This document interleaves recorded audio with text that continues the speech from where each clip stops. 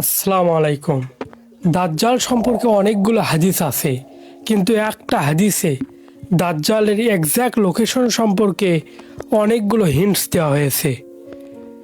এক ঈসাই রসুল্লাহ সাল্লাহ সাল্লামের কাছে এসে নিজের ইসলাম গ্রহণের ওয়াকিয়া শোনালো। আমি এবং কিছু লোক আরব থেকে মাশরিকের দিকে রওনা হলাম। আমরা রাস্তার মধ্যেই ছিলাম, হঠাৎ করে আবহাওয়া চেঞ্জ হয়ে গেল এবং আমাদের জাহাজ পদচ্যুত হয়ে গেল। 1 মাস এইদিকে ওইদিকে ঘুরতে ঘুরতে আমাদের জাহাজ একটা আইল্যান্ডের কাছে গিয়ে থামলো। আমরা বড় নৌকা থেকে ছোট নৌকাতে নেমে সেই দ্বীপে প্রবেশ করলাম। সেখানে আমাদের সাথে একটা অদ্ভুত মাখলুকের সাথে দেখা হলো, যে প্রচণ্ড কালো এবং মাথায় বড় বড় চুল ছিল। আমরা বললাম, তুমি কী ধরনের মাখলুক? সে বলল, আমাকে ছাড়ো, ওই গুহার মধ্যে যাও। ওই গুহার মধ্যে তোমাদের জন্য একজন ব্যক্তি খুবই আগ্রহের সাথে অপেক্ষায় আছে। আমরা গুহার মধ্যে গিয়ে দেখলাম একজনকে শিকল দিয়ে বেঁধে রাখা হয়েছিল। সে আমাদেরকে 3টি প্রশ্ন করলো। নাম্বার 1, আমাকে বাইসানের শস্যক্ষেত্র সম্পর্কে জানাও, সেখানে কি শস্য ফলে? আমরা বললাম, হ্যাঁ, সেখানে অনেক শস্য ফলে। সে বলল, খুব শীঘ্রই ওখানে কোনো শস্য ফলবে না।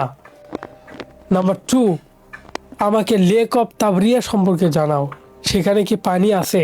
আমরা বললাম, হ্যাঁ, সেখানে অনেক পানি আছে। সে বলল, খুব শীঘ্রই ওখানে পানি থাকবে না। এবং আমাকে সেই উম্মি পয়গম্বর সম্পর্কে জানাও, এখন পর্যন্ত সে কি কি করেছে?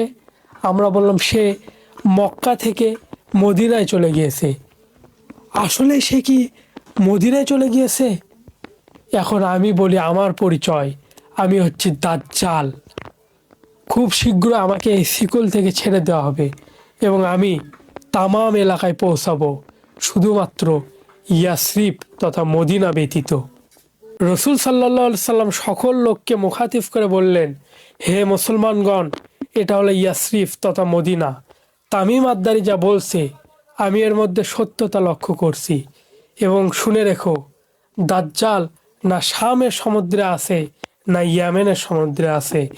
এবং নিজের হাত দিয়ে পূর্ব দিকে ইশারা করে বললেন, দাজ্জাল মাশরিকের দিকে আছে, দাজ্জাল মাশরিকের দিকে আছে, দাজ্জাল মাশরিকের দিকে আছে। এখন অ্যাজ উই নো, তামিম আদ্দারির জাহাজ একটা দ্বীপে গিয়ে থেমেছিল। Let's find all the island east of Medina. মদিনার পূর্ব দিকে আছে দ্য ফেমাস আরাবিয়ান সি, এবং এখানে প্রধানত 4টি আইল্যান্ড পাওয়া যায়। Lakshadweep island in India, Socotra island in Yemen, Masirah island in Oman and Astola in Pakistan. হাদিসে জাসাসা তাদেরকে একটা মন্দিরের কাছে পাঠিয়েছিল। ইন্ডিয়ার লাক্ষদ্বীপ আইল্যান্ডে তো কোনো মন্দির নেই, কিন্তু অ্যাস্টোলা আইল্যান্ডে মন্দির আছে। আচ্ছা, এটা তো 1500 সাল আগের ঘটনা, আর মন্দির তো 40-50 বছর আগে হয়তো বানানো হয়েছিল। নো, 2000 সাল পুরনো মন্দির, এবং মন্দিরও যেমন তেমন খোদার নয়। হিন্দুদের সব থেকে ভয়ানক গডেস কালী মাতার মন্দির। কিছু মনে পড়ল? জাসাসা। জাসাসার আকৃতি একদম হিন্দুদের কালী মাতার আকৃতির সাথে মিলে যায়। এছাড়া মদিনা থেকে আমরা যদি সোজা পূর্ব দিকে দাগ দিই, এটা একদম অ্যাস্টোলা আইল্যান্ডের ওপর দিয়ে যায়। কিন্তু এখন আমরা যদি অ্যাস্টোলা আইল্যান্ডে যাই, আমরা দাজ্জালকে খুঁজে পাবো না। তাকে মুক্ত করা হয়েছে কিনা তাও আমরা জানি না। কিন্তু হাদিস অনুযায়ী একদিন না একদিন দাজ্জাল বের হবে। এখন দাজ্জাল থেকে বাঁচার জন্য রাসূল সাল্লাল্লাহু আলাইহি সাল্লাম যে উপদেশগুলো দিয়েছেন, তার মধ্যে মেমোরাইজিং ফার্স্ট 10 আয়াত অফ সূরা কাহাফ অ্যান্ড লাস্ট 10 আয়াত অফ সূরা কাহাফ, এছাড়াও একটি ফেমাস দোয়া, আল্লাহুম্মা ইন্নী আউযু বিকা মিন আযাবি জাহান্নাম ওয়া মিন আযাবিল কবরি ওয়া মিন ফিতনাতিল মাহইয়া ওয়াল মামাতি ওয়া মিন শাররি ফিতনাতি মাসিহিদ দাজ্জাল। Follow and subscribe.